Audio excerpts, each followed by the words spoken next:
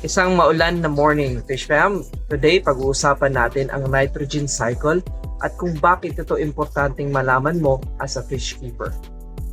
Ang nitrogen cycle ay mahalaga sa kalikasan, lalo na sa aquarium.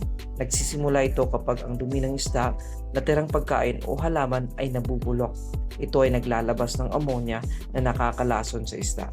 Ang bakterya na tinatawag na Nitrosomonas ay ginagawang nitrite ang ammonia, pero nakakalason pa rin ito. Sa susunod na hakbang, ang ibang bakterya tulad ng Nitrobacter ay ginagawang nitrate ang nitrite na mas ligtas para sa isda.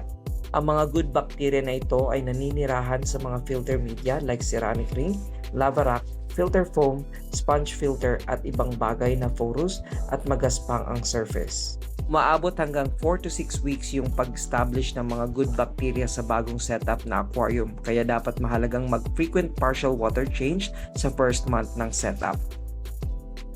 Kaya, ang nitrogen cycle ay tumutulong sa paglilinis ng tubig at pagpapanatiling ligtas ng ating mga alagang isda.